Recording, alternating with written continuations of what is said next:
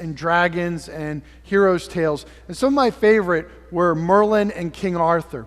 And also, there's another king, I can't remember his name now, but I named my fish after him. How many of you have read stories with dragons and knights? Raise your hand if you've read those kinds of stories.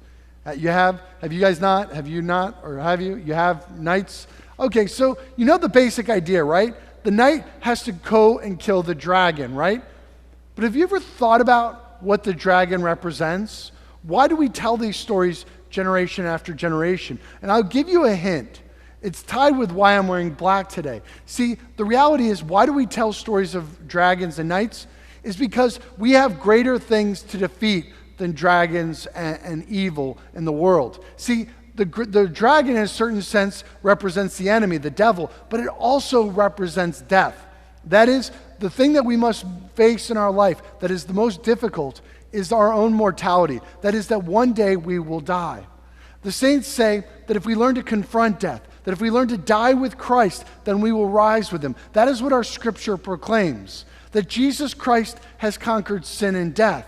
And that is, when we surrender, we allow ourselves to die with Christ, we rise to new life. Well, what does this mean?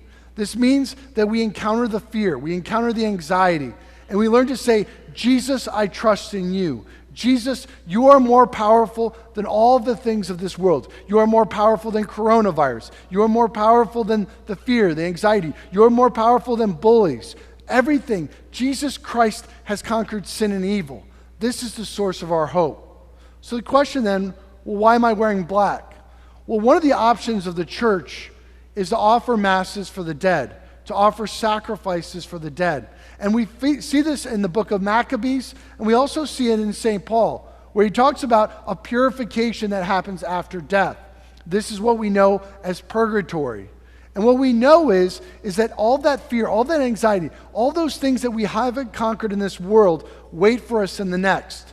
That is, all the hurt, the pain that needs to be healed. Purgatory is good news because it's a place of healing. Everything in our heart that hasn't conformed to the perfect love of Christ. I'll ask you this. Do you love perfectly right now? And please don't think you do.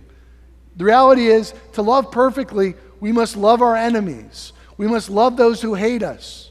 We must love those who mistreat us. And this is hard. In fact, without God, it is impossible. And we have to be healed of everything that's keeping us from loving like Christ has loved. And ultimately, the fear of death, the fear of dying, often keeps us from loving and doing the Father's will. So the church invites us many times, the saints invite us to wear black, to recognize mourning, to recognize the difficult emotions, and to be like a knight, to conquer the dragon. So consider that today, that courage needed to conquer all things. So in the midst of these dark times, when there's so much fear and uncertainty, turn to Jesus Christ. Know that he is your rock. He is your salvation. And be like a courageous knight who stands up to the enemy and says, "Get behind me, Satan. Get behind me, fear. I will not be a slave to fear. I can conquer all things through Jesus Christ who gives me strength."